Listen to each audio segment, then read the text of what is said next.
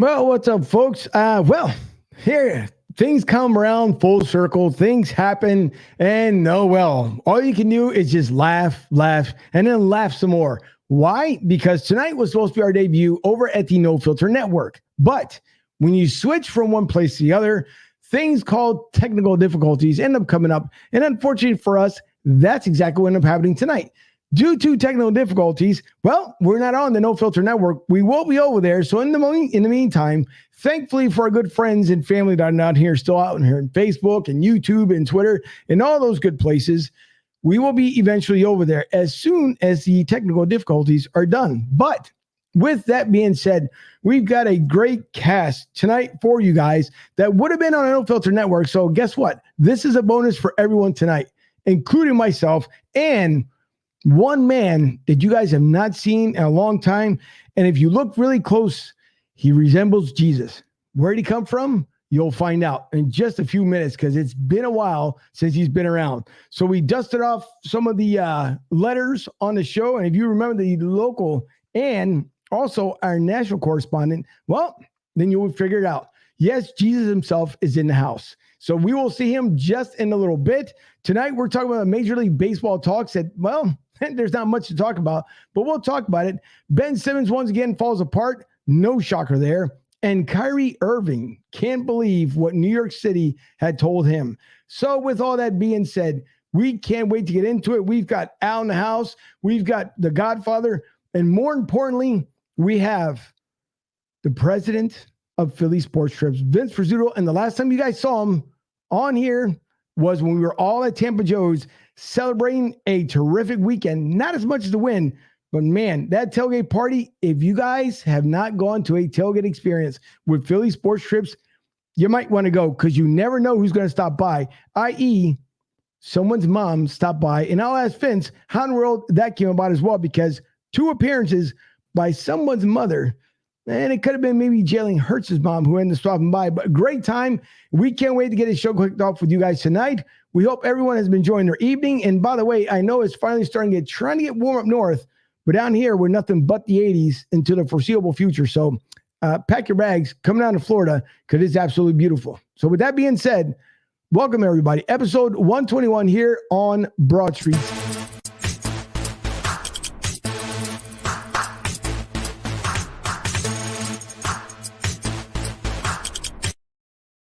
Not because he's such a sharp guy. And last week I tried to get him. I almost did if he wasn't looking down, but I won't get him this week. It is the Godfather, Mike Fuji.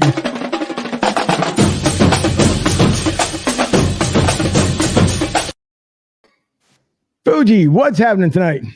What is going on, Angel? Tuesday night, we will be over at No Filter Network sooner than you think.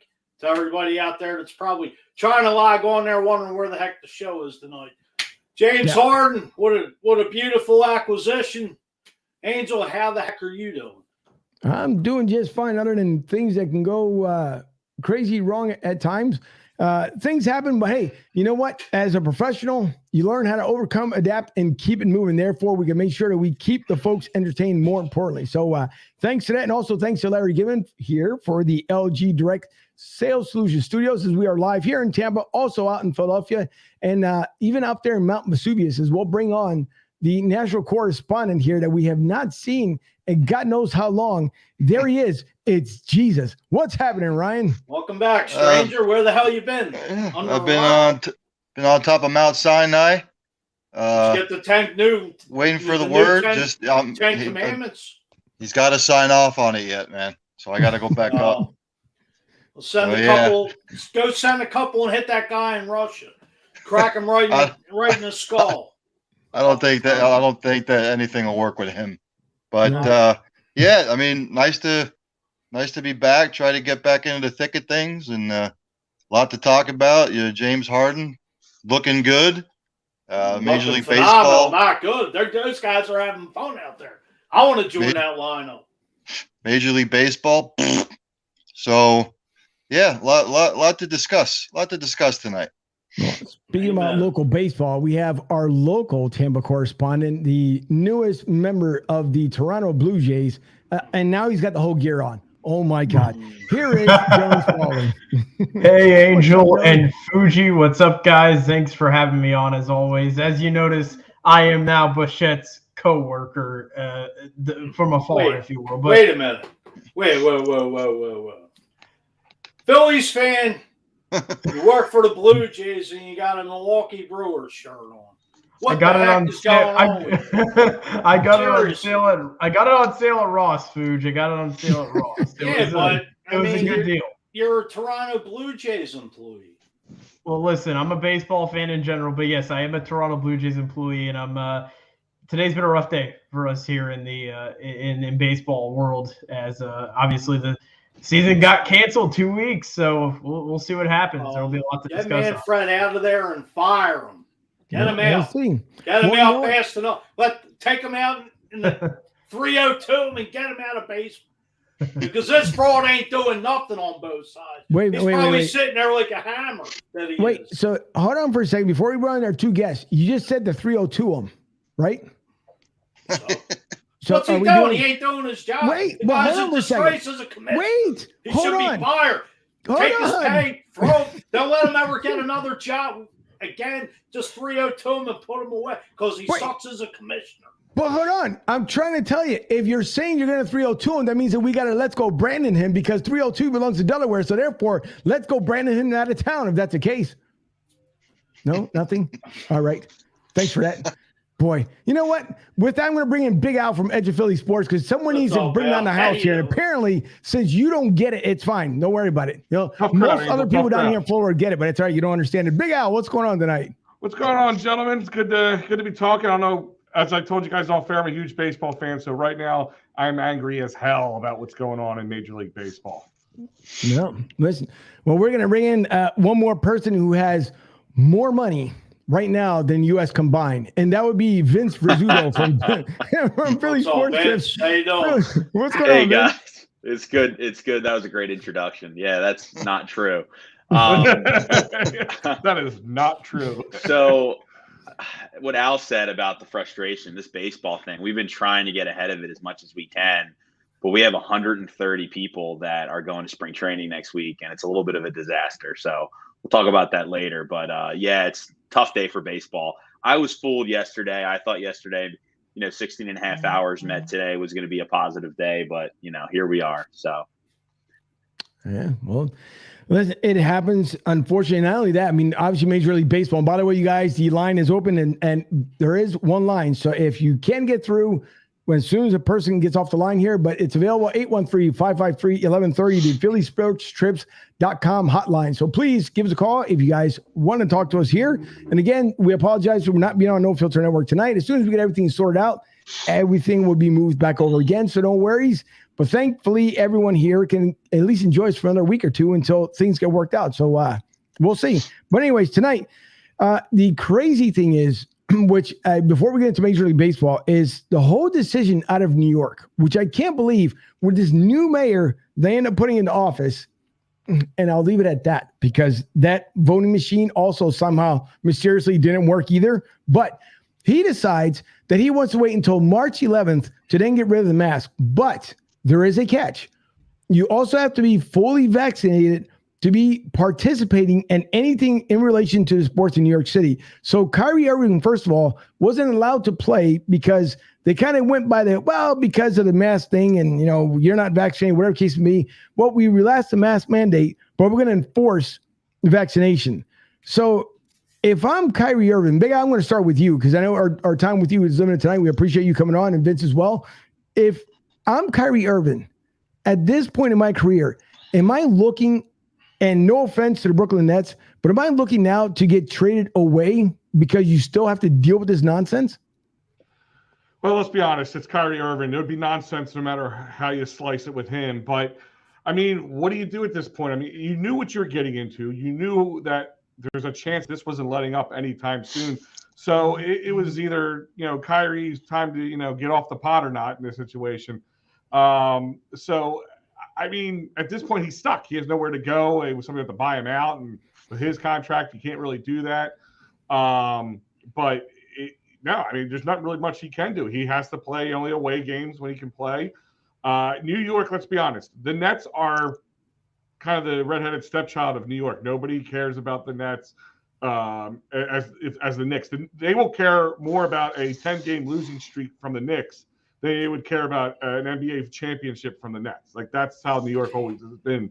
So that's another reason. A lot of people thought that, the government was going to just, bend to the will because of the Nets and because of Kyrie, but they don't care.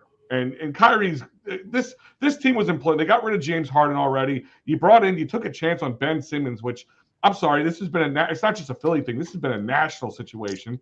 So at this point, it's like you knew what you were dealing with. I think they were pushing their chips in to say hopefully there's something to come out of this, but I think they knew better than that. Might hope so. And the one voice we haven't heard in a while, Ryan, as far as the situation out there in New York, is again, just as Al said, he knew what he was getting into, but at the same time, too, is it now too much with this? The rest of the world here had taken an additional year to learn that obviously these masks did not work. I don't care who says what, it didn't. Because for a year and a half down here in Florida, in normal territory weather, we've been without masks. And guess what? All them crazy number amount of deaths they talked about were not even there. And that number has been lower and lower. So as everyone else now comes back to a normal life, but you still have people who want to argue and still keep the mask around. You got guys in these professional sports events and sports cities that can play in New York or even other places unless they get full vaccinated. So Kyrie Irving, are we seeing the last days of him as a Brooklyn Net? Well, I think so. He's been more of a menace than anything else. And let's be honest. I mean, the experiment ended when James Harden was traded to Philly. I still want to see what they look like when Durant comes back. I'm not going to say that they're still not going to be formidable because the guy's an assassin.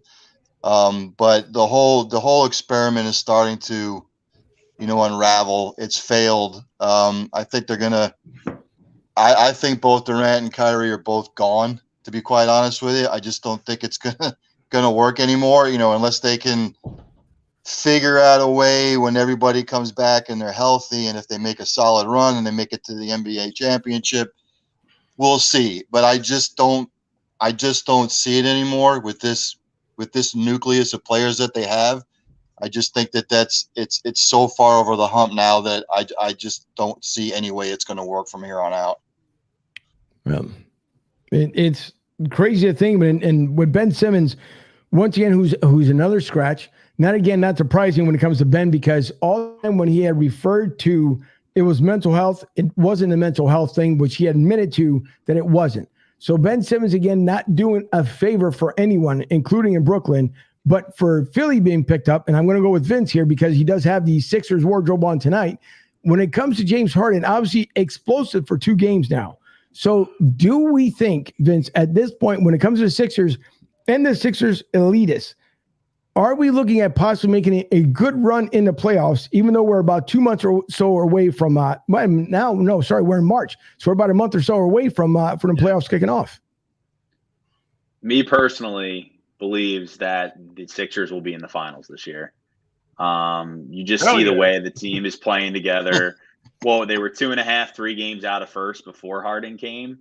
I know it's only been 2 games, guys, and I'm thinking back to Carson Wentz and the half season, 3/4 of a season, and we were ready to give him a 15-year contract. I mean, you have to be careful, but at the same time, I haven't been this excited as a Sixers fan in a long time. No, it's a good thing. So Fuji has been too. See, Fuji has somebody else to talk about other than his best friend Howie, but it's okay because I'm pretty sure he had on the beard a couple days ago. If you guys missed it, he had it on Twitter. Full beard and the whole 9 yards, but he shaved it off just in time for the show. Yeah, but now, listen, down and go too. So yeah, so far it's been looking good for the Sixers with James Harden looking better than what obviously the Nets have done, and the Nets have seemed to kind of somewhat fall apart the seams. Obviously, Nick is not on with us tonight as he's down there in Clemson. Huge Nets fan, so I would love to get his take from it. But I don't think the Nets obviously got the better deal. Even with the other players from Ben Simmons they added to the bench, it hasn't really added much for Brooklyn. So it's going to be interesting to see how that's going to end up playing out. And again, with the whole New York City thing and this whole mandate and everything else, that all that stuff is hopefully it'll come to an end, because according to Major League Baseball, and Dylan, I can roll this one over to you. At first, they said there was supposed to be no masks, which they're still going by, no mask. Then they said you don't have to worry about being vaccinated. But now, supposedly, they're kind of backtracking a little bit, Dylan. They're saying possibly you'll have to be 100% vaccinated before you can come onto the club. Is that growing any legs whatsoever? I haven't seen anything on if it's growing or not. I think there's still so much time. Right now, baseball's got a lot more important things to deal with, and that current thing is the CBA. They have to get that CBA done first. That's got to be the first thing in line. They could talk about that maybe in talks with the CBA, but right now, that's got to be their big point of view right now. I think we might not even have a baseball season, so that might be something we might not even have to worry about at the end of the day. So it's going to be interesting. I think for the minor leagues, I mean, I think there's just so many minor league players going in and out. It's going to be so tough to track. I just feel like you got to take your chances at that point. I mean, especially too, like there's not going to be anything for those guys to really to play for if there's no major league season, or at least a start to the major league season. So it's going to be interesting to kind of track here these next couple of months. But right now, Major League Baseball, I think, has got bigger and more important things right now to get focused on at this point. Well, Fuji, I know, again, coming from another gentleman who worked down there at Citizens Bank Park, I'm quite sure you would love to see, as much as I would love to see it down here, because the last 2 years we've been dealing with COVID, so there's been no regular start to the season. And so here we go again, where we're delayed to the start of the season. And I don't understand for the life of me, even though my producer, Debbie, in the other room there, she in the other studio, as she explained to me, which I know because it just drives me nuts, that they just couldn't quick start this thing earlier during the offseason. So now they got to wait closer to January, February. They want to get their, everything rolling, everything else. But it annoys me so much that they just can't come to some sort of formal agreement. And we're talking about between $10,000 difference. I believe another one was like a $25,000 difference. And that we're bargaining this hard to get things going. And only because now these players are looking for 15-year, $1 billion contracts. And I'm sorry, I don't care how good you are as a human being. No one in their right mind deserves 15-year contract for $1 billion to hit a ball and to catch a ball. I don't know how you feel, Fuji, but I'd like to get your take. Well, it's a disgrace. I mean, both sides. It's like, all right, the player just come to an agreement of some sort, because I mean, it's the fans. The fans are the ones that pay everybody's salary.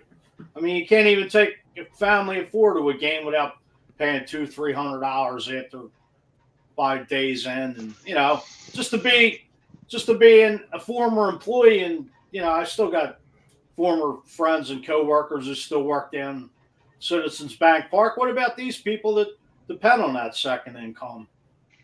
Especially the economy's going up, gas is through the roof, and it's a disgrace, because the fans and the workers down there are the ones being hurt. How about the people in the everyday operations? A couple of years ago, they lost their jobs, due to COVID. But at the end of the day, it's the people in the seats, like I said, to pay their damn salaries. I mean, it's just a flat out disgrace. I mean, since baseball to me, it's just a black eye with so many years with the strike in '94. There was no World Series, and they basically had the scab players back in '95, and then they finally came to a collective bargaining agreement. Which it's just a joke anymore. Between you go back over the years between the steroid era, there's always something with baseball, and it's just a flat out disgrace. I mean, to me, it's like baseball shooting themselves in the foot every 10, 15 years. Yep. And it's a dying sport. It's just it. I mean, they say the average baseball fan is at least 50 years or older. I mean, I know, some people are young, but, you get tired of the BS. No, you do. And as Daniel said, it's a flat out disgrace. And it bothers me because, when you're a little kid, you can't wait for opening day. All right, I'm a diehard. The Eagles are my first love, but the Phillies, when opening spring training would come along, that's why my marks plummeted. My when I was in first grade. I passed, but when baseball came, I ate, slept, and drank baseball. Well, the Phillies just couldn't wait for baseball season. 6, 7 years old. Just couldn't wait for the fighting Phillies. It's ridiculous. Just to throw it out there. But guys, come on. Opening day was like Christmas. Am I right? No, Absolutely. I take off every year for opening day. Right. I mean, opening day was a damn tradition. And Foods, to kind of go with your point a little further, I mean, it's not just us, the fans, who are losing out. I look over at Vince. Vince, I mean, you're a company who thrives off baseball. Spring training, you just mentioned, bars, restaurants, locally to the areas and everywhere else, advertisers, everything like that. You look at baseball, and like Food said, like they've been out of touch with the fans for a long time. It's a sport that I don't want to see change. I always preface before I say this, I don't want to see it change at all. I like it just the way it is. But if I also want to see it survive, sometimes changes need to be had. Like the universal DH. I'm an old school guy. You know what? Leave it alone. It's fine. I'm okay with it. It is what it is. But baseball it can be a confounding sport to some people. It's the only sport, if you think about it, that doesn't have the same rules across the board. Okay, you have one division that has DH and one that doesn't. You have baseball fields that one hits a home run in a certain baseball field. It's a long out in another baseball. So another field. There's a lot of things about baseball that can be confounding, but the fact is they have been out of touch with the fan for a very long time, and this is the total kick in the teeth right here, because it's billionaires versus millionaires. The players, I'm not saying the players shouldn't be able to get something, but it just seems like it's nickel and diming everybody, and the billionaires, they can wait. If baseball is to fall, it would suck for them, but they're still billionaires. It doesn't end there for them. If baseball was to end, the players who have their money now are okay, but that's it. And then you're hearing things about young guys where they want them to pay their own way to go to their fall ball and all that stuff. It's just they haven't made the right changes. They took forever to make the changes to move into where the world is now. And if you look at like things like the music industry, when the internet came around and Napster and all that stuff, and people were pirating music and all that, they just didn't do anything about it. And then by that time it was too late, and they had to take a big hit. Well, baseball is going to take a big hit, and of all the four major sports, they can't afford it. No, they can't. Exactly. They never can. Yeah. Real quick, I just was thinking today's March 1st, right? Mm-hmm. So March 12th, 2020, we had a group of 50 people fly down to spring training. They got off the plane. We said, welcome to Clearwater. Baseball's canceled. And that was for the pandemic. So you had people go down there. That's why I really believe that this deal was going to get done, because how can you forget that 2 years ago, all the fans couldn't go to baseball because of the pandemic. Last year, those same people went back and there was 15% capacity. So a lot of people couldn't get into games. This was the first year where things were supposed to be a little bit normal. And I really thought that the owners would figure this out and say, you know what, we can't put the fans through this 3 years in a row. And I was wrong. And they're selfish, and it's really upsetting. And I feel bad for the people. There's some people that I'm just talking about, the people that I know and a part of our group, they're coming down for a third year and they're not going to see baseball. And I just can't believe it. It's really upsetting day for the sport. Guys, I'll take it. They dragged it out for a while too. Don't forget. I'll take it a step further. Baseball lost me after the '94 season, and they've been trying to recover ever since. And they've sort of been getting it wrong ever since, to be quite honest with you. You talk about the national pastime, it's way, way in the pastime. And, I'm tired of the rhetoric. I'm tired of hearing the excuses. To be quite honest with you, I haven't, after the '94 season, I haven't really followed it that much. I'm a Pittsburgh Pirates fan. So, Sorry to hear that. So they have the opportunities to try and get it right, and they continue to fail on an apocalyptic level, to be quite honest with you. But now here's what I want to ask, right? Because again, Vince, you brought this up and you said that the fans, of course, end up flying down there 2 years ago just to be told to go back. But, and a mystery question for you, and if you don't have the answer, this is worth 1,000 points. So I hope you get this one right. But if the fans wanted to travel once again, let's just say to Orlando for a sporting event, where do you think they should go to travel? Wow, that's a good question.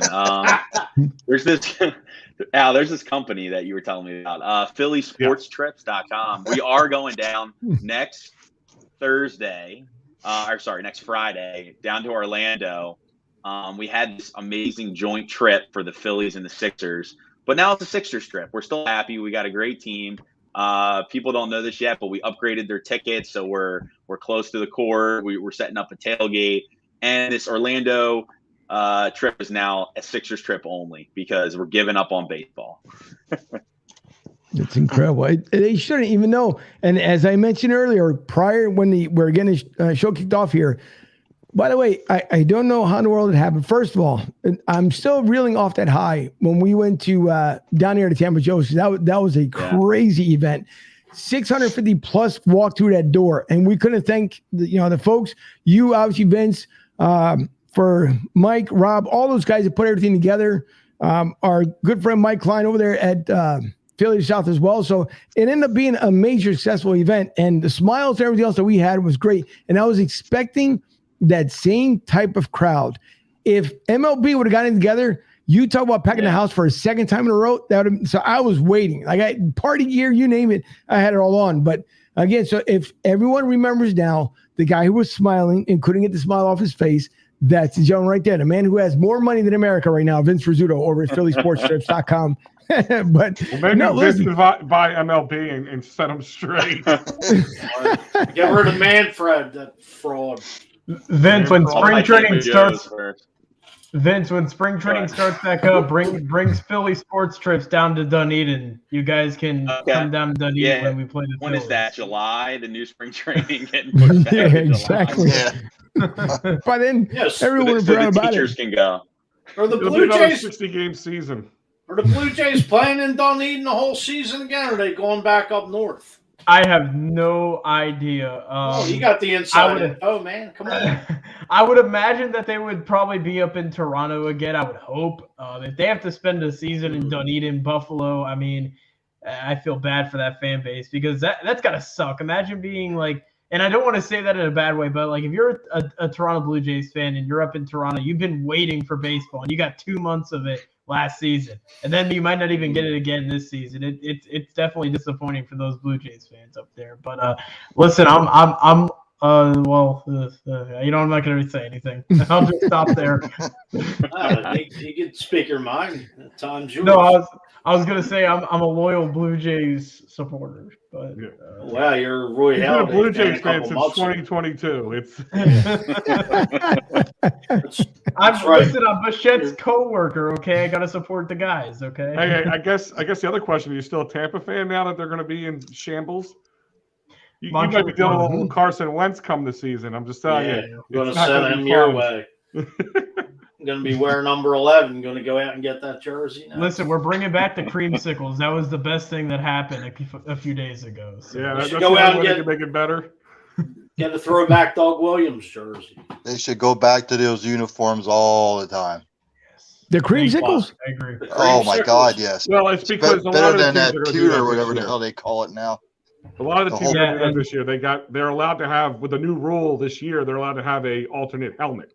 That was one of the reasons a lot of these teams didn't have bring like the Kelly Green for the Eagles. There was always but they changed the rule that goes into effect this season that allows them to have an alternate helmet. So now they'll be able to. You'll see. I think we'll see Eagles Kelly Green this year too. I don't know if they officially announced it, but we'll find out. No, it will not. It won't be because of the supply chain. So everything's getting pushed back till next season. So the Seattle Seahawks throwback, the Bucs throwback won't be in supply till next season. So they'll start wearing them next year. Yeah. Well, from what other than the whole supply issues, because I did hear that here locally. But as far as the creamsicles, I'm not a major fan, obviously, of that stuff. And before the other one gets started, because I already see him already getting warmed up here, I'm not a fan of. Even when I didn't live down here, I was not a fan of the creamsicles because I think that stuff was just ridiculous. But besides that, as Al was saying, that was the one major holdup with the Eagles, not only with the Kelly Green, was because of the old throwback helmet as well. Oh boy, there you go. Fuji already starts up again, but because of the old throwback helmet, that was the reason why they couldn't end up doing it. So, but yeah, from what I understand, Kelly Green was approved for the season, so the Eagles should be playing one game this season with the Kelly Green, and then I think they're gonna bring the whole thing back come the following season. But go ahead, Italian Stallion, because I already know it's coming. So go ahead, the floor is yours. Matter of fact, here I'm gonna give you the full focus. Where are you? Somewhere up here. There you go. The Brady throwback. Yeah, there you go. Going to get the Brady throwback with the creamsicle. It's never going to happen.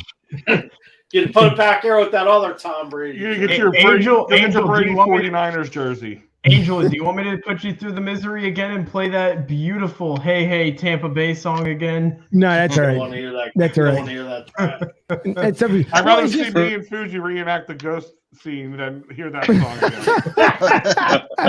Hey, you brought that up on the show before. Joey B. That's right. Okay. That was Joey just last week. I heard it somewhere.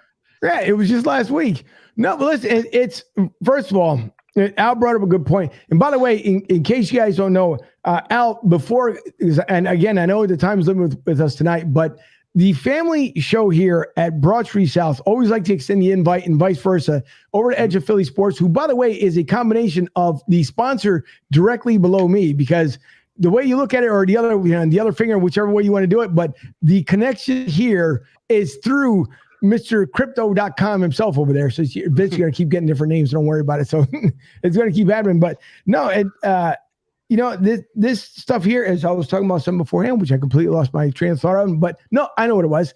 So let the fine folks know before you end up taking off where they can find you, Edge of Philly Sports, and the phenomenal shows that you guys have. The easiest way I always say is EOPsports.com. It's everything in the nice wrapped up website. All our articles, our shows, they go live.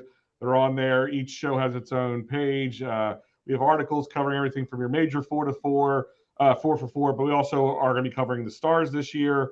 We have the Wings, total lacrosse coverage, union soccer, you name it. We are covering it. If it's about Philly sports somewhere in Philly, we will cover it. I think we even one time covered a Frisbee contest, but that's something that's not here nor there. But but no, EOPsports.com, or find us on Facebook, Twitter, or subscribe to our YouTube channel. Always said, if you can't find us, you're not looking hard enough. Yeah, that's true. And Big Al, I bet him and Fuji could throw down some wings, plus or minus 134.5 one sitting. I will lose that. I actually was in a wing eating contest last year, and I lost. I only got to like 50, and I started getting queasy. So no, I'm a big guy. I just don't eat as much as you think I do. I love wings, but I ain't no wing bowls here. The one thing, and I think we barely touched on this last week, and I wanted, since again we have the entire floor here, LeBron James, as much as he might be a good player, I'm not calling him the GOAT, because to me, it's MJ is going to be the GOAT, period. I don't care who says what. Minus young Dylan, I'm pretty sure he thinks that, LBJ there is the greatest of all time. But unfortunately, I'll give you a moment there where you can discuss it. But he's, how in the world can you go to this All-Star game with a complete joke, by the way? But for him to basically tell a reporter that was interviewing him that he would not rule out going back to Cleveland. So to me, call me nuts, but other guys have been in trouble for tampering, and he's basically putting it out there. Oh, by the way, Lakers, if you keep going, because he's not, first of all, their coach that's there now, he's not going to last the entire season. If LeBron James has his way, and we all know it, he's going to get rid of him because the Lakers aren't where they're supposed to be when you're chasing rings. So I want to know if you're, Ryan, I'll start off with you because you're probably the closest up there to Cleveland. But if you're a Cleveland fan, do you really want him to come back after basically deserting you twice? Yes, he got you one championship, but the only reason why he's doing it because obviously Bronny is coming up, and either he wants him to be a Laker or he wants to be a Cleveland Cavalier. Throwing that to me, you said? See, yeah. I don't know. It'd be a hell of a way to end his career. And if he were to go to Cleveland right now, they would probably really have to be one of the favorites in the East. I don't see it happening. I think the Lakers are going to try and dump Anthony Davis, to be quite honest with you. Because I really don't foresee the Lakers doing much. But, I mean, with LeBron James, you never know. You never know. I mean, could he wind up in Cleveland again? It's a possibility, just to finish up his career there. Do I think it's going to happen? Probably not. I think they're going to finish out the season in LA, see where it leads, and then I think they're going to just blow that whole thing up. So, like I said, with LeBron, you never know, because he can say one thing and do another, as he's proven before. But I mean, we'll see. Only time will tell. All right, I would think so, because again, I don't. I know the man can go wherever he wants to. I understand it. I get it. He's been in the league long enough that he can make his own destination. But you have, and if I do remember correctly, that same man also talked about another team about tampering. So to me, I just think you're kind of running that line there, that edge of that line, saying exactly where you want to go while you're still with your current team. So I don't know how in the world you're able to get away with that. Normally, it's been other bigger, I don't know if you want to call them penalties or fines or something else, Al, but I just don't understand, how can you get away with saying something like that? And then the Lakers do absolutely nothing about it. Like, oh, well, if that's where you want to go, then fine, so be it. Well, tampering happens. I just want to point that out. It happens everywhere. I don't know if you guys, it was the championship game going into the Super Bowl for football this year. They did a whole story on how Matt Stafford met in Cancun or wherever, and with the coach of the Rams, and they got together and they decided that you need to come to LA and blah blah blah. They literally did a story on it before the game started. They literally did a story on tampering and still didn't get in trouble for it. So tampering happens. It happens. These guys have cell phones. They can text message each other. So I'm not even worried about that. But as far as I'm concerned, LeBron can go wherever he wants, because I don't care. LeBron is a GM where he goes, so that means he doesn't just get to play, but he has to have the power. And as we've seen in LA, that power has corrupted totally. Okay, so let him go to Cleveland. I don't think I don't think they want him, to be honest with you. They have a good young team, and the last thing they want to bring is him in, because all he's doing, he's prolonging his career to play with his son. That is it. And to me, that's a selfish thing. Okay, they say things about Harden coming here. He's a cancer in the locker room. He wears a fat suit. He doesn't want to show. He doesn't want to play. I saw what people are talking about, but I also saw something between the lines with him. Here's a guy who just wasn't happy. Okay, Ben Simmons wasn't happy, and because he had his quote unquote mental issues, it was okay for him. But he wasn't happy. He wanted to come here. He got here. We got the better end of the deal by far. And tampering is going to happen. You don't think Daryl Morey is talking to James Harden this whole time? Some sort of way. Yeah, it's happening. I don't care, because that's just how the world works. But on the LeBron James thing, let him go to Cleveland. I hope he goes there. I'm sorry. I just think he's cooked. He's just not what he used to be. No, he's not. I absolutely agree, because it doesn't make any sense whatsoever. But switching kind of gears here, because I know someone supports and absolutely loves the Sons of Ben and Vince. Once again, MLS is back. Oh, there he goes. He's running up to go grab something here. But MLS is back. Obviously, the Union going as far as they did last. There it is. There it is. The only thing that's missing is just a dupe. But I tell you what, looking as far as the Union went last year, is there a great chance? And you would know more having the ears to the ground there. The Union looked exceptionally well last year. Came up a bit short, but every year to continue to get better and better. That's the nice thing about the Union. Versus sliding backwards, they continue to make that push closer to the cup. Do we think this year, Vince, that finally the Philadelphia Union can make it and win it this year? The Philadelphia Union should have been in the finals this year if it wasn't for the COVID fiasco where they had 6 starters that didn't play. I mean, if that happened in any other team in Philadelphia, this city would have gone nuts. We thought it was bad moving the Eagles game to a Tuesday. It would have just, anyway. So they were good enough last year. What I know is usually from people smarter than me and really watch the team and just have been following them for years. They went out and got a striker for the first time that the fans have been screaming to get someone like this kid. And I watched him play on Saturday, and he looked like he had the talent. I believe they can definitely go far in the playoffs. This is a good young team. And Coach Curtin, man, he's one of the best coaches I've seen. So yeah, I think it's going to be a really fun season to watch the Union. So when there's not baseball, watch out MLS, because it's MLS is on the footsteps of MLB this year. And Philadelphia's got a good team. No, it's true. I mean, it continues to grow. One thing, see, for those people who are not soccer fans, and whether it's a EuroLeague or here in the United States, you talk about an exciting game, and especially now what is the name now? Because I forgot. It's no longer PPL Park. It was just Subaru Subaru Park. What it is. Yep. So if you haven't been down there, first of all, it's just an excitement. Even though, yes, it may not be in the part of the area that people don't like to travel too much, but I tell you this much: there's not one person, maybe prior to the introduction, anyone is sitting down. Prior to that, throughout the whole entire game, you're standing up, especially if it's cold because you want to get warm. But not only that, because of the excitement that the soccer fans and soccer brings. So, if you're a fan of MLS and you live in Philly, Delaware, Jersey, the tri-state area, take a trip over to Subaru Park, because I'm telling you will not be let down. It's a lot of fun, and it's nice to see events that, I mean, it's obviously growing tons and tons of legs here in the U.S.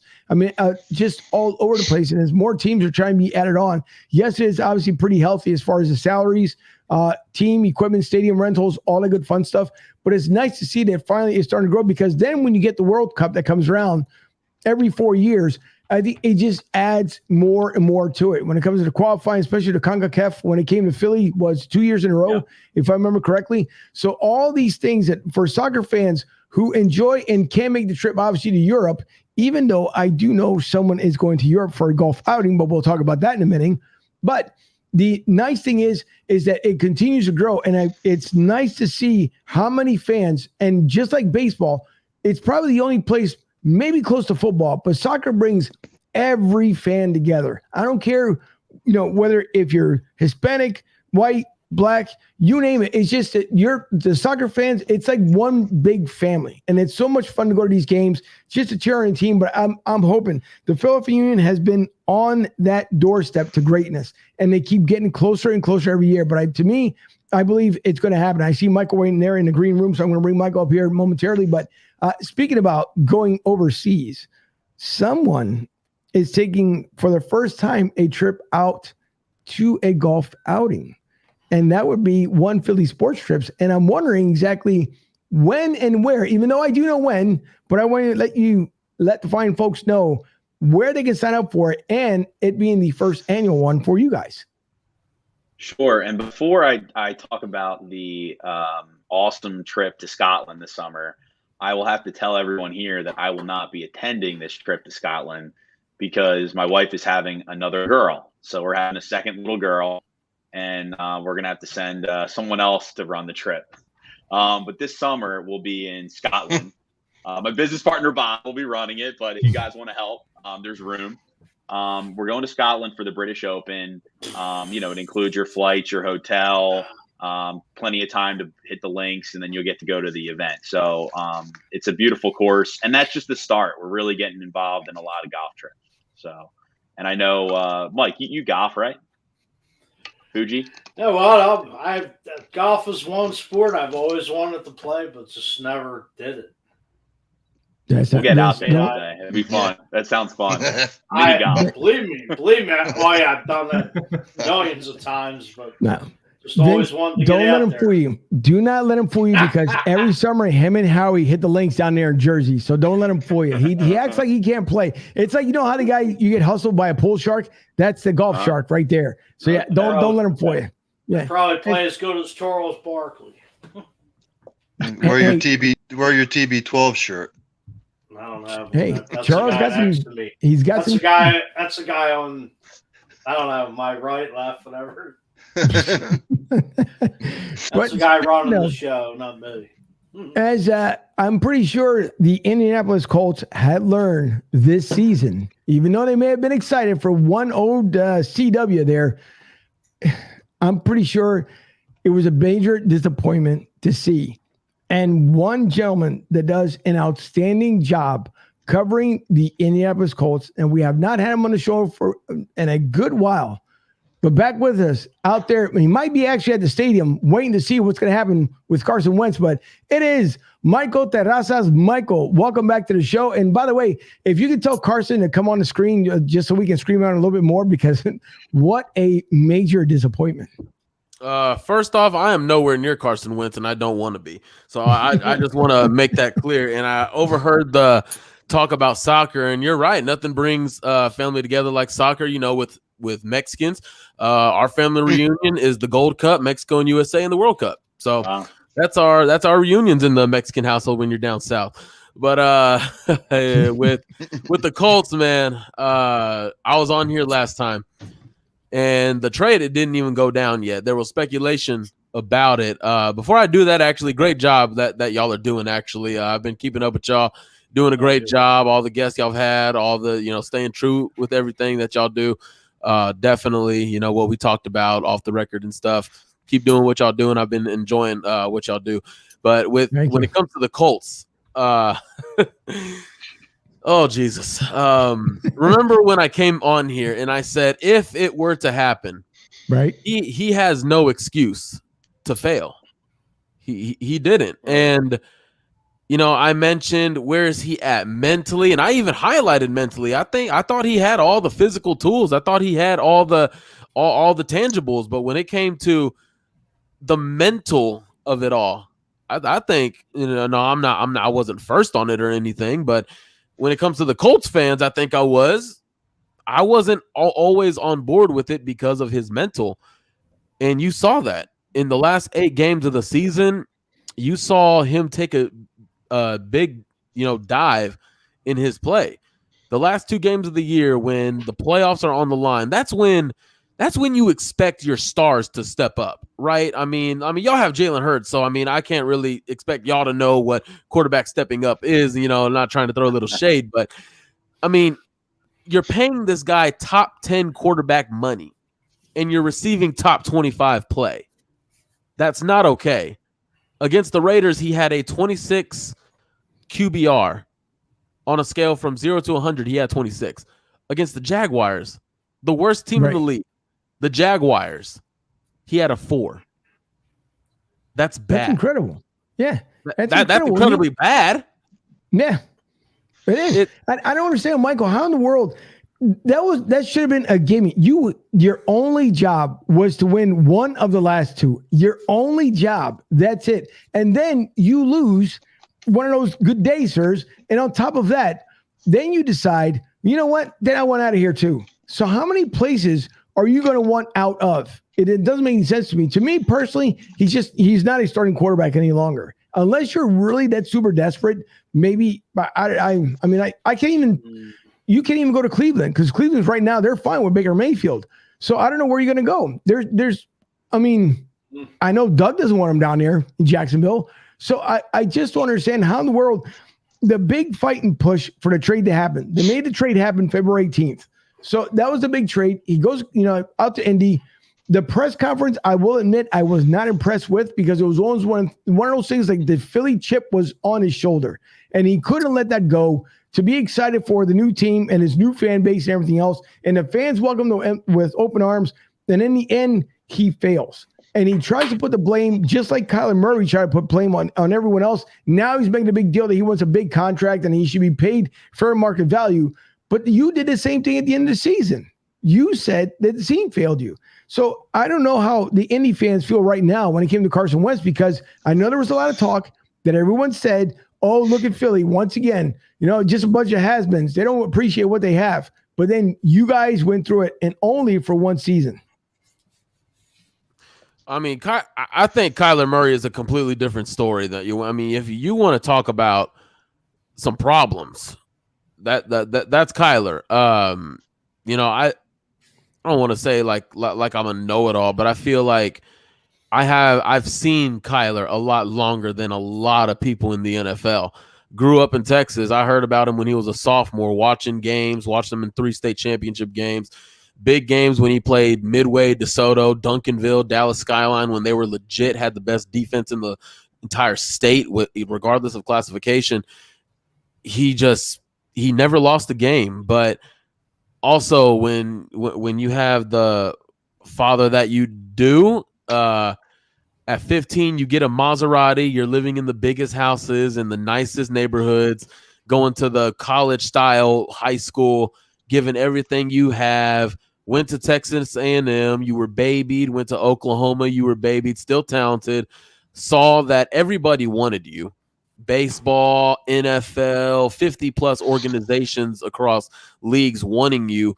What could go wrong, right? Like, where is there something wrong in my life? And then you get to Arizona, a lot of finger pointing. That statement that he put out with, his whole statement, I even put it out on Twitter. When I read it, I saw a lot of look at me, look at my accomplishments, look at what I did. It was never no accountability for himself. It was never, I need to do this. It's never, I need to get better at this.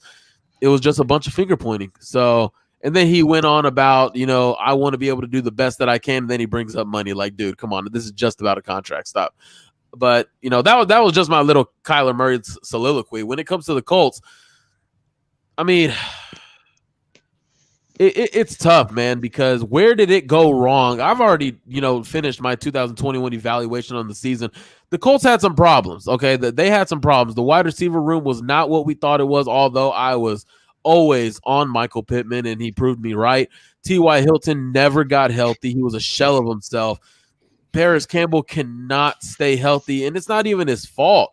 He's going healthy for much of the year, and then I can't remember which week it was, but catches a deep ball from a beautiful deep pass by Carson in the end zone for a touchdown. He falls down, but the defender falls on his back foot, and he breaks his foot. You can't have worse luck than this guy. And then everywhere else, the tight end position was very mediocre. The offensive line, Quentin Nelson, as great as he was, he probably wasn't even all that much deserving of the all-pro selection he got. He's had multiple surgeries. His play stepped back a little bit. Ryan Kelly, I'm not sure if you guys have heard the tragedy him and his wife went through. Yeah. I can't fault him for his performance after coming back from that.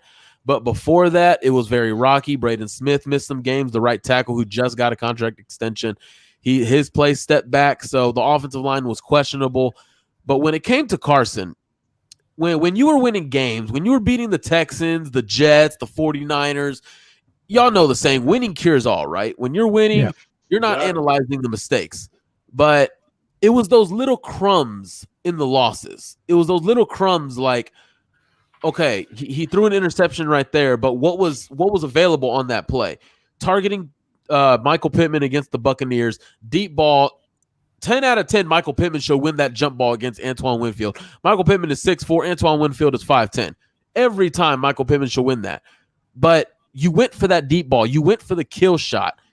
I respect you for having the guts and the belief in your guy, but you had Nyheim Hines underneath with no linebacker in sight. Give it to him. 8 yards already, that's a gain, but that's Nyheim Hines. He can do stuff after the catch. So 8 yards can turn into 25, but he doesn't take it. One of the reporters after a game asked him, is that something that you're going to start doing, making the layups? And that's what Chris Ballard called it, make the layups after the end of season press conference.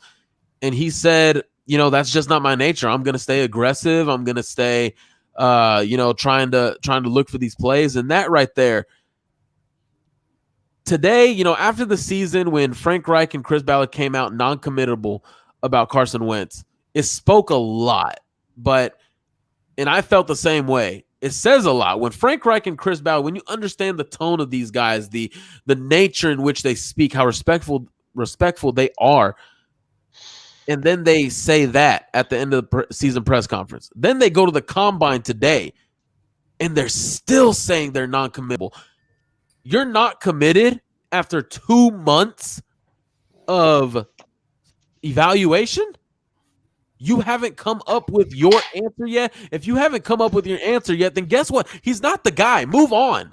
Right. If you haven't made up your answer, and I'll give them some slack. They went through a defensive coordinator change, had some difficulties finding some assistants. We were told at the Blue Stable that it had a little bit to do with the pay.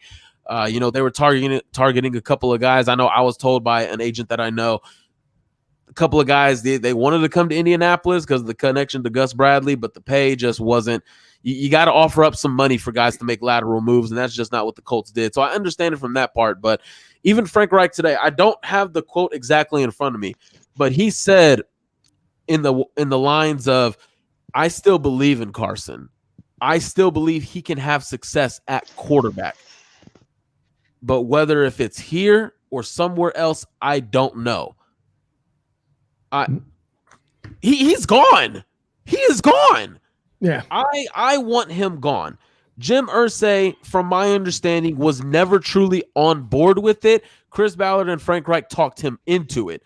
The vaccination, he's never going to come out and say it because, vaccination is always a political sensitive subject, but vaccination status was a huge problem with him. When you're the quarterback, the leader of a team, you have to do and go above and beyond, in his words, go above and beyond to be available and productive for the team.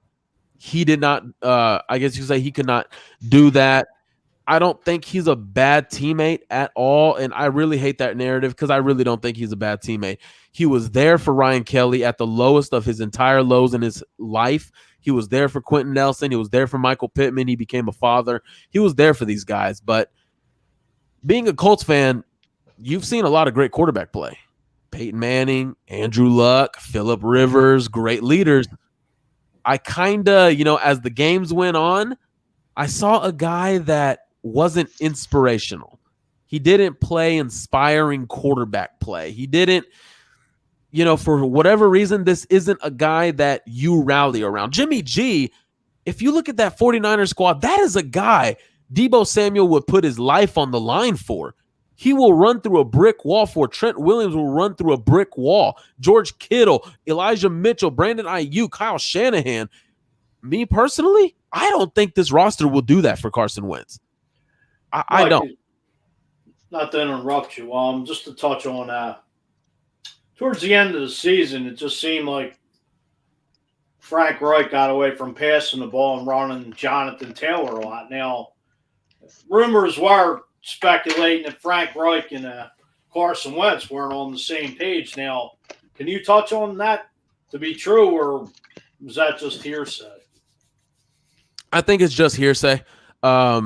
Now, there is speculation to that, but it's the wrong message. It wasn't that they weren't on the same page. I think truly, actions speak louder than words. You traded for this guy. Go back to what I said. You traded for this guy. This is the guy you traded for with the expectation that when all is in doubt, he is the guy that brings you out of that mess and gets the win for you. That's why the Rams went and got Matthew Stafford. Guess what? They beat Tom Brady when they were on their way coming back and winning that game. He delivered at the end. That's why he traded for that quarterback. When it came to Carson Wentz, he wasn't that guy, all except for a Christmas night game against a Cardinal squad that was already in just disarray. So the thing with that, I think Frank Reich just didn't trust Carson. I don't think it was necessarily they were on the same page. Right. I just don't think Frank Reich trusted him because, if you go back, they ran the ball like crazy. And me personally, I hate that. You're not going to win a Super Bowl running for 1,700 yards in a season. I'm sorry. This isn't 1970 anymore. You got to air it out. You got to throw the ball. You got to have weapons. I accepted the fact we weren't going anywhere, but for it to end it like that, it matters. In this decision-making that's going on with Chris Ballard, Frank Reich, Jim Irsay, Chris Ballard came out and said today, in the next 10 days, I've done my own evaluation. Frank Reich's done his own evaluation. Jim Irsay's done his own evaluation. We're going to get together in the next 10 days and finally make a decision. A decision is coming, and I really hope we move on. So at the end of the season, Frank Reich just went away from him because he did not trust him. The mechanics were off. It was bad. Right now, I believe he just got back from working with Tom House in California. He's worked with Peyton Manning, Andrew Luck, Tom Brady, Aaron Rodgers, Dak Prescott. I just don't. At this point, Carson Wentz is about to be on his third team before he's 30 years old. Yeah. So this wasn't, I did not break this news, but it was my buddy that broke it, who's also part of the Blue Stable. We do the show together.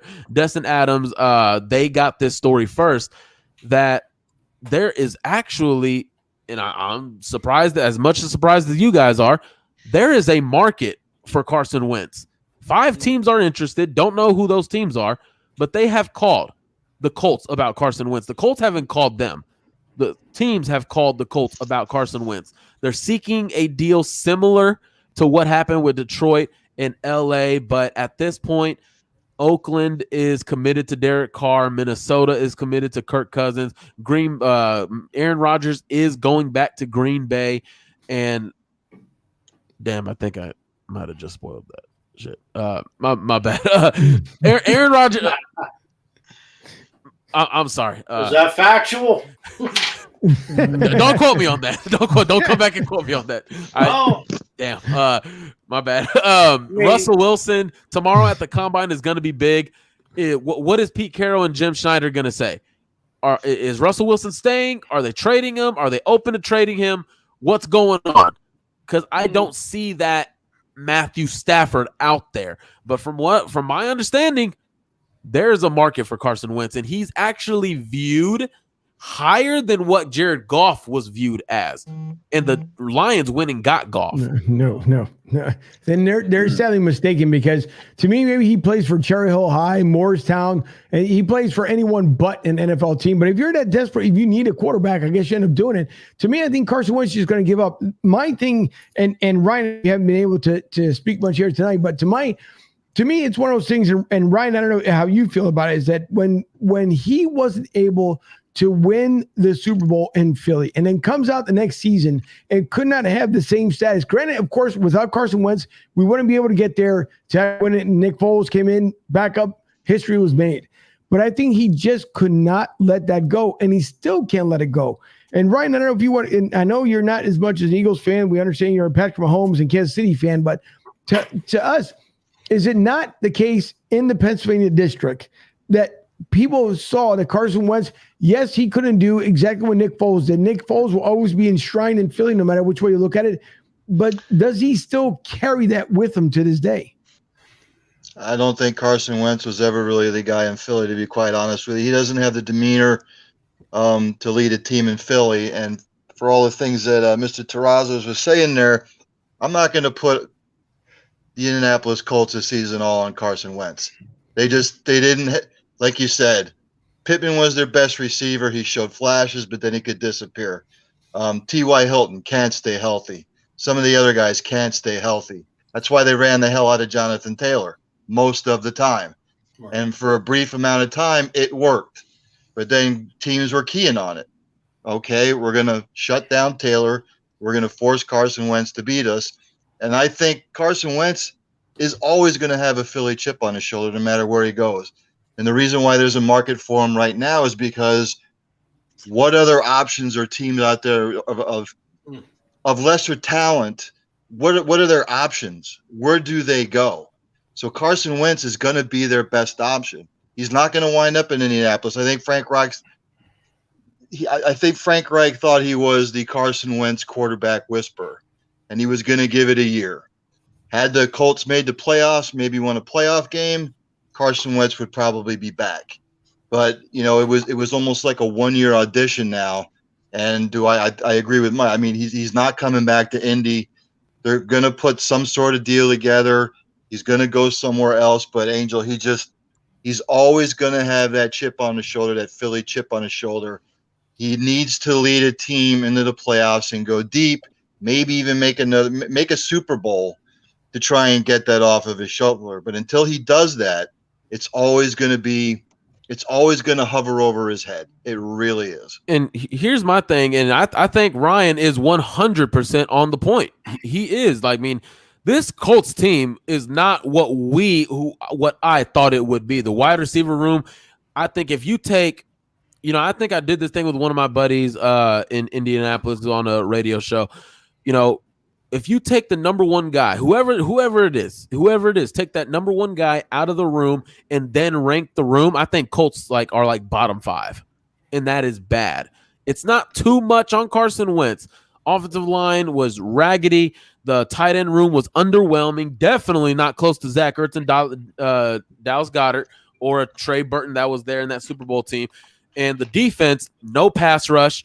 was absolutely sucked. I mean, I hated Matt Eberflus, and I'm so glad Chicago hired him and wanted to experience that nightmare. I'm so glad it happened. So the defense couldn't stop anyone. They were bottom 5 in fourth quarter points, yards, rushing yards, passing yards allowed. So everything didn't go right. But when it came to Philly, I won't necessarily say he was never that guy because, I mean, in my opinion, from what I heard at that time, 2017 and before, you never heard of these issues. But I will say, seeing your backup get rallied around by the locker room and go on to win a Super Bowl, that has an effect on you. I don't care what industry, what business, what sport you play, that is going to have an effect on you. Now, and I was always spot on this. Is he mentally tough to be in this position? I always compared him to Phillip Rivers. Phillip Rivers ain't running out of no sack. Carson Wentz did plenty of times. Phillip Rivers isn't doing that, so he knows he has to get rid of the ball. That mental discipline to stand in the pocket and deliver a throw knowing you're going to get hit, that's what Phillip Rivers, he was so inspiring. This team loved Phillip. The leader that he was, they loved him. Carson Wentz didn't do that.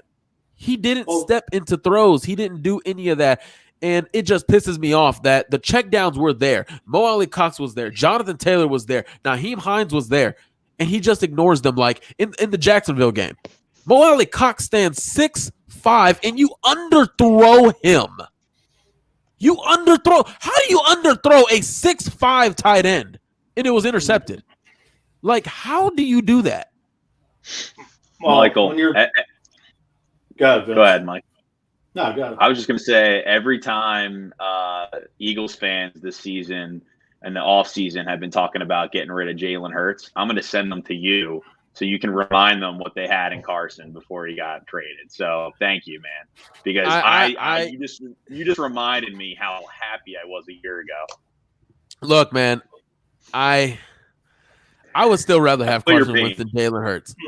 Okay, I would still rather have it. Okay, Jalen Hurts is a linebacker. Jalen Hurts is a linebacker, running back playing quarterback. All right, that's what he is. I think he'll find much better success at linebacker because that's just his build.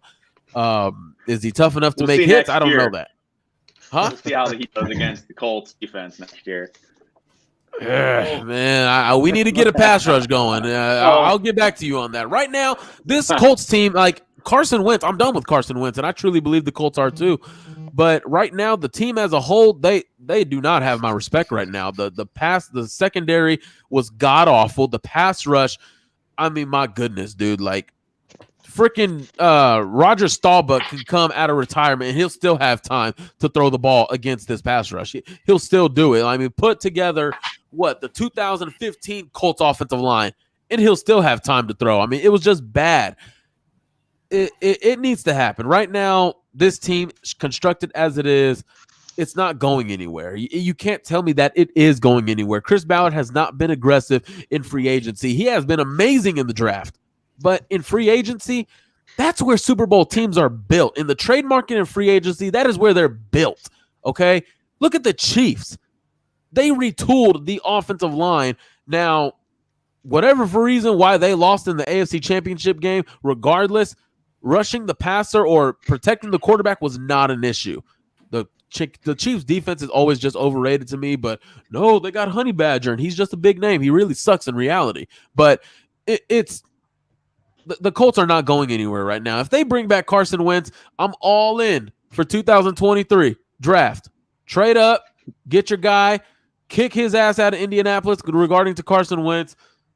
Constructed, this team is not in rebuild mode. They're ready to compete. You have the cornerstones, Kenny Moore, Rocky Sin, Julian Blackmon, Darius Leonard, Bobby Okereke, DeForest Buckner, Kwity Paye, Grover Stewart. You got Quentin Nelson. You got Braden Smith. You got Jonathan Taylor. You got Michael Pittman. Does that sound like a team in rebuild mode? Not at all. Not at all. So you got to find me personally. I wouldn't be opposed to Jimmy G. I wanted to restructure because I just have a thing about paying guys too much. Matt Ryan, I think, is a good option. I did not watch too much of him this past year, but I did watch 3 games because, we need a quarterback, obviously. So I'm going to go look at quarterbacks. He moves really well for a 37-year-old quarterback. I did not know that. I think if he gets with Frank Reich, he can do wonders. He can return to MVP form, get him some weapons. You're in business. But when it comes to Carson Wentz, I truly believe he was just so stubborn and uncoachable. Frank Reich, who is highly regarded. I mean, y'all know about Frank Reich. I'm preaching to the choir here. I'm not talking to teams who don't know Frank Reich. Y'all know about him. Right. He is one of the most respected quarterback gurus there is in the league today. And he could not fix Carson Wentz. I don't think of it as, I mean, Wentz left Philly and hightailed out of here. He didn't have no press conference, which he took a lot of heat for. It was like, once he lost his job to Jalen Hurts against the Packers, he packed it in. He was ready to move on because he wasn't thick-skinned enough. Just like a former player that just got traded, but I'm not getting into that. That's a whole nother story. But whoa. Don't tell me you're talking about Ben Simmons now. Now I'm talking about Bum Simmons. I have an excuse for my back not being able to play for Brooklyn Nets. Whoa. But that's fine. Now we got James Harden. We got the beard. That's all we need. With him and Joel are just taking this right. Hold on. Getting away from football right now. You mean to tell me that you are happy about giving up 2 first-round picks, Seth Curry and Ben Simmons, for James Harden? He has more love for strippers and little baby than he does for basketball. What in the world? This is not the Philadelphia 76ers. What are these draft picks today in the NBA? They're not gold like the NFL. They're not golden. Where Seth the Curry, Philadelphia Curry's good, but he's streaky. Andre Simmons will be back, and DeAndre Simmons will be back with the Sixers. But after this season, my guy. You are not 2-3-year window with Harden. You are not the Philadelphia 76ers. You are the Philadelphia Chokers. You got Doc Rivers, who infamously will always, if there is a guarantee you can always put, Doc Rivers is going to give something up. He's going to give up a lead. He's going to lose a game. He's not going to win anything. Paul George and that big three really convinced us Doc Rivers is something special. No, he sucks. Joel Embiid, this is cute. Getting to the foul line, dominating some no-names in New York. It's all cute, but last time I checked, Toronto locked your ass up in the playoffs. Last time I checked, you didn't do anything in the bubble. You didn't do anything. You lost to Atlanta last year. Kawhi Leonard, it just fell in 2 years ago. Did he lose? And the same thing with Ben Simmons. He was thrown under the bus for losing to the babies in Atlanta. Ben Simmons couldn't even shoot a jump shot or hit the layup. He passed it to I hear you, but here's you're right. Twice. You're right, but here's the thing about pro sports. You do not get in front of the media and throw your teammate under the bus like that. Ben Simmons didn't sit there in 2019. That's so lazy. Ben Simmons did not get in front of the media. He did not get in front of the media. Come on, man. He did not. Ben Simmons did not get in front of the media in 2019 and say, "Yeah, we lost this game. We lost this series because Joel Embiid couldn't find a basket. He got locked up by Serge Ibaka, locked up by Marc Gasol, locked up by Kawhi Leonard. I didn't throw him under the bus for that. He should have traded Ben Simmons and kept Jimmy Buckets here. Didn't Peyton Manning? You never should have forgot Jimmy Buckets. You should have kept him. I'll agree, but Ben Simmons want nothing to do with Jimmy Buckets because he told him like it was, and Jimmy Buckets couldn't stand him. Didn't Peyton Manning throw Mike Vanderjagt under the bus by calling him a liquored-up kicker? Are we going to compare? Are we going to compare? We're going to compare some. We're going to compare some bum in Philadelphia to one of the greatest quarterbacks, 5-time MVP, 2 Super Bowl champions. We're going to make that comparison. Still threw him under the bus. It's a kicker. That's not your co-star. Keep it in-house. It does matter because basketball stars are much more fragile than NFL stars. Ben Simmons was looked at as the co-star. If you made fun of Tyrese Maxey, okay, young buck, get better from it. But that is your guy. You share your next 2 in the locker room. That is a guy you go out with, you hang out with. When you were drafted, he was drafted. Y'all said, we're going to do this together. We never talked about you. You never talked about. We never talked about you throwing me under the bus. We never talked about you blaming everything on me. I mean, you're sitting here telling me he wants to live the life of a player, but he don't want to perform. Hey, I'll hear you. I will hear you on that, okay? But I'm not going to sit here and say I'm not going to sit here and say you're going to be a boss. Ben Simmons will be a boss. I'm not sure if he's a bust. He is one of the best defenders in the league. Send him to the Wizard. Okay, so hold on. Real quick. He's going to be a boss. Real quick. I'll make this deal with you. I will make this deal with you. If Philadelphia and Brooklyn meet in the playoffs, I will come on this show after every game and we'll talk about it. Okay? If they meet in the playoffs against those Brooklyn Bums. My God. Bring them on. We'll get it done. If we're gonna talk about bums, what has Doc Rivers ever won? What has Joel Embiid ever won? James Harden was given all these stars in OKC. He couldn't make it work. He got to Houston, got the big time Dwight Howard, had all these superstars. Guess what? Couldn't make it work. I want out of there. Goes to Brooklyn with Kyrie, KD. Guess what? I don't want to make it work. Then he goes to Philadelphia. I cannot think of a worse duo. You want to talk about drama, fragile, divas?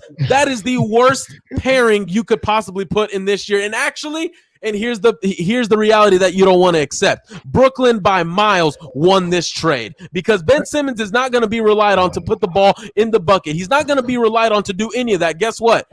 He's going to be relied on to just run point, set guys up, and play defense. That's all you got to do, and I promise you, I will put my money. I will put my apartment. I will put this apartment that I am in right now. I will put it in your name.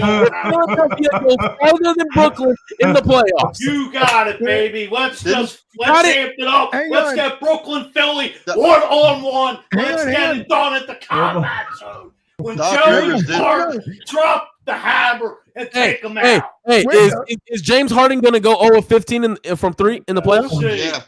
Is Joel Embiid going to have? Is Joel Embiid going to have some magical knee injury pop up? Is he going to cry his way back in the tunnel again?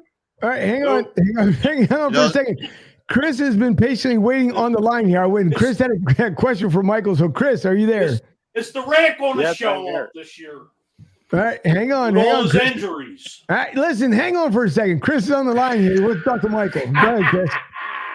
Thank you for waking me up, Mr. T. Why can't we just agree that both teams won this trade? If the Sixers are going to win games and the Nets are going to be happy with who they got, especially with Curry and Drummond and Ben Simmons, can we just agree that both teams are going to win the trade? And like you said, what if you didn't? We can't agree on that because to make this trade, it's all about championships. Philadelphia is not winning a championship. Brooklyn is going to because they have defense and shot making now. They have that. So you have to make the playoffs first. So first, if Philadelphia and Brooklyn meet, that means y'all are going to be the home team. Y'all are going to be the higher seed, right? That means more road games, which means Kyrie's going to play in 4 instead of 3. KD is going to be back. Seth Curry is going to be that other shooter, and they're going to bring in some size, and then you also add in the defense for Ben Simmons. Dude, come on now. You're telling me KD and Kyrie won an NBA Finals championship. KD won NBA Finals MVPs. And recollect my memory here. James Harden had the Warriors down 2-3, 2 games to go. And just remind me, what was his shooting percentage in both of those games? Wasn't it under 30%? That's the guy you're hyped about? That's the guy you're hyped about, right? That's in the past. This is the present. Oh, the past. James Harden is going to come to Jesus. Maybe he might with the beard. James Harden is going to say, you know what? No more strippers. No more Lil Baby. It's time to dedicate myself to basketball. And you know what? I'm actually going to learn to actually play championship basketball. My God, it's not happening. Hold on. Can I add in? Hold on. Can I add into this conversation real quick? Hold on. Haven't we seen before in the past? Hold on. Can I add into this real quick? Fire away! Come on down. You're the next contestant on the program. Listen, I'm an Orlando Magic. Listen, I am an Orlando Magic fan, so I should have nothing to do at all with this entire conversation. But can I say one thing? Haven't we seen in the past that Brooklyn cannot have star players on their team? Like, we saw that when they brought in Kevin Garnett and that big three that they had. Oh, it was the big stars that were coming into Brooklyn. And what happened? That entire big three left. Then it got broken up. They got rid of draft picks. They basically had franchise suicide during that entire process. They did the worst pickup probably in the history of the NBA. The Boston Celtics won that trade. Like, they cannot have superstars on their team. Their front office cannot run an organization. Michael, I got another Where you go, Mike? Yes, on, we Chris, found he this stepped away. I think he would get the white flag. Here we go. No, all right, hold on. He's almost back there. All right, Chris. chime in anytime you like. You're a basketball guy. I feel like I need to drink a whole bottle of Crown after that statement. We'll go get it and then have a couple shots. So the Sixers or the Nets are not making it to the NBA championship. Let me just get that out there now. Okay, Neither one of them are going to make the NBA championship. Mike, hold on, because Chris had another question for you. Okay. Okay, please. Yeah. So don't listen to what Dylan says about basketball. He doesn't know anything. He pretends that he knows. He couldn't even name half the players on his Magic team. But anyway, back to what I was saying about man. Welcome to the life of being a Jaguars fan, where every offseason there's something wrong with your quarterback or something wrong with your head coach, and you don't know anything. It's like, I know this is happening with the Colts, but are they that situation, that Stafford situation away, do you think, where maybe you, like a Jimmy Garoppolo comes in and changes and figures things? Also, thanks for taking my call, Angel. No problem, Chris. Thank you for calling in. Okay, I'm still trying to recover from that ridiculous statement. So when it comes to Matthew Stafford, from my understanding, Matthew Stafford was ready to come to Indy. He was house shopping in Indy. LA just swooped in with a better offer. They could give a quarterback, and that's something that the Colts couldn't do. So unfortunately, you missed out on that. And then Carson Wentz was never their number one guy. So I want to make that clear. Matthew Stafford was. When it comes to Jimmy G, man, if you take away George Kittle and Deebo Samuel and give him, let's say, Darren Waller and let's say Amari Cooper, do they make it to the NFC Championship game?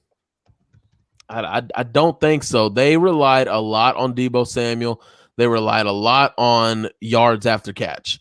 That's the thing with Jimmy G. I'll take him. Honestly, I'll take him over Carson Wentz. But the money, I want to, see what we can do about a restructure. He is a leader. He's going to be a guy that is one of the better leaders in the NFL. He's going to be a guy that the guys rally around, that they want to play for. I'll take it in that regards. But I just know that we're not going to see any 40-yard bombs. We're not going to see any 30 yards or anything like that. The highest we'll probably get is a 20, 25-yarder. But even then, he still made it to a Super Bowl like that. But, with the Rams, 17-7, they rally and come back. We saw what that was, man. With everything on the line, we saw what that was. And it just makes you halt. Do I want to give up further compensation for that type of play? At this point, it's got to be about horizontal moves, not lateral moves. Kirk Cousins is a lateral move. Jimmy G is somewhat of a lateral move. I would go after Derek Carr, but the Raiders already committed to him. They're going to give him a fat extension. So at this point, I think, and Chris Ballard said it, the end of the way the season ended has a lot to do with it. When you just make that type of trade for that guy, that's not supposed to happen. And as far as Jaguars go, I mean, everybody keeps saying they haven't won in Jacksonville a couple of times. I think the other time when Jacksonville was a home team was in London and they lost that game. I don't know, man. Trevor, that last game against the Jaguars, that was embarrassing. Trevor Lawrence was easily the worst quarterback in the NFL this year, easily by far. And he had his best game of the year against your defense. Again, why wanted Matt Eberflus out. Everybody who went against Matt Eberflus had a career day. Josh Johnson came from the XFL and put up 300 yards on this defense. That is not okay. And people try telling me, oh, they're top 10 in scoring D, they're top 10 in DVOA. They're top 10 in being ass. That's what he's top 10 in, okay? That's what it's all about. That's what it comes down to. And offensive line getting dominated by let's be all the way real here, by no names. Dwayne Smoot is a fine young player. I like him. He's a good player. Caleb Von Chasen, I don't know what the heck they're doing with him. They're not using him right. Josh Allen beat up Josh Allen this year. On a day, guys, this wasn't even supposed to be the Jaguars' day. They really dressed up in clown suits to mock their owner, and their owner came out of the game the winner. No. Can you imagine that? Did y'all see that viral video when they were doing an in-game with a fan? They were asking her a question, A, B, or C, which one do you want? And then she said D, fire the GM. Yeah, no, that is bad. It is. It's insane. It is absolutely insane. Well, listen, I want to keep things going, but Michael, you already know. Here, always welcome back to the show, because if anybody gets Fuji fired up, it's definitely you every single time when you come on. So it's always a great time to get caught back up with you. So let the fine folks know before we end up wrapping things up. As much as we should have been on No Filter Network tonight, this was a super bonus for everyone. So hopefully the last 15 minutes, everyone just going nuts. That's why I absolutely love doing the show, because you never know what's going to happen on any given show. And thanks to Joey B for all the comments. But let the fine folks know, Michael, where they can find you and all your great content. Before I do that, man, I want to let people know to never let anyone make a comparison of the big three in Brooklyn of KG and those guys to this freaking big three. Do not ever make that comparison again, okay? They were old geezers, past their prime with nothing to offer, and someone compared them to Kyrie and Y'all got some good stuff in Philly, man. I'm just gonna say y'all got some good stuff. I don't know what they put in those cheesesteaks, but y'all got it down there. As far as where you can find me, man. I was Michael Terrazas, but I have a father, technically not my biological one, but always been there in my life. I changed my last name to Pevia, so I'm known as Michael Pevia now. I put that on my Twitter. I think the announcement tweet is still as my pinned, I think. But you can find me at Michael Pevia, TBS, standing for the Blue Stable. And you can follow the Blue Stable, _stable on Twitter. Well, very nice. And listen, to everyone who tuned in tonight, by the way, that Ryan, I was going to tell a story, but we've run into the extra overtime at this point. But to everyone who tuned in tonight, thank you so much for everyone who tuned in. I hope you guys got me all garbled here, because it's amazing how this show and always with Michael, it's always a great time to have him on, because Fuji, first of all, turns into Ric Flair. All we need is a couple of woos. Woo! Exactly. They were good from that point, but we will be back once again. If we do not get the technical difficulties resolved by our next show, you guys will see us back over here until we finally get everything ironed out over at No Filter Network. But thank you to Michael for coming on tonight. Vince, thank you for coming on as well. Congratulations again on another girl. That is absolutely fantastic. Appreciate it. Yeah, so we'll have to make a trip up north and have like is there a baby bachelorette type party that they can do for men and stuff? I know there's a women's baby shower. We need to do something for you up there in Philly to make sure we can enjoy the baby coming around, because now it's you and Farsi, both of you guys, with 2 girls this year. That's good stuff. That works. Mark had a boy, Leonardo. Oh, that's true. I'm sorry. That's true. He did have a boy. Fuji versus Rasa in WrestleMania. I didn't see the other last comment there, but that would be definitely a good one. For everyone who tuned in again, thank you to Tampa Joe's and TampaJoes.com. If you guys want some serious food, a lot of good fun, go to 9316 Anderson Road out there in beautiful Tampa, Florida. Hop, skip, and jump from the airport. And as you guys were down there, the Eagles flew right over the Eagles' nest that Philly the South belongs to down there as well. So TampaJoes.com, you guys want some great food. And if you're coming in from out of town, please visit TampaJoes.com. Also, because the man here with what he can say. And I know he doesn't like to say too much, but the $1 billion account man himself is here tonight. Vince Rizzuto from PhillySportsTrips.com. Again, you guys want to travel with the pros, please visit PhillySportsTrips.com. And as you mentioned earlier, Vince, the unfortunate Clearwater trip will not be the Clearwater trip, but everyone will be in Orlando, and that's a great thing. Also, don't forget about the golf outing that will be out there in July. Not only that, but please visit PhillySportsTrips.com. Available through there and also through the website as well, BroadStreetSouth.com, BroadStSouth.com. Take a look at the packages they have coming up, and I will tell you, as a fan of PhillySportsTrips.com party, they do it. And if you think, wait until you buy the tailgate experience, because, man, did we have some fun down here in Tampa. Again, special guest appearances. You never know who's going to show up. So let Vince do the magic, and you guys, please visit and patronize PhillySportsTrips.com. Also, thanks to BigStarSports.com for doing a great job for us as a special media partner. We do appreciate all the work he does for Andy Kalu and himself. And In the Trenches, you guys can listen to him Monday through Friday from 10 to 12 Central, 11 to 1 Eastern Standard Time. Once again, In the Trenches with Andy Kalu and Big Sarge. Also, a special mention, obviously, with our special partnership with Sportsbook Pro. You guys can, or Sports Draft Pro. If you guys can look for Caesar Sportsbook, again, you can find it right through our website. Take a look. You have from free memberships to your basic package to your elite. I play every single day. You guys can win money. You can win prizes depending on what state you win in. If you gamble, they got some pretty good odds. Again, through Caesar Sportsbook. If you guys take a look, stpro.com, look through a link right on our website. And for everyone else, for Debbie, my producer in the other room, for Vince, who's coming on with us tonight, Michael Terrazas, for Dylan, our young Toronto Blue Jay, for Jesus himself, who came down from Mount Sinai and joined the show tonight, and for Fuji, we hope that everyone has a great night. Thank you for tuning in, and we will see you guys on the other side. Have a great night.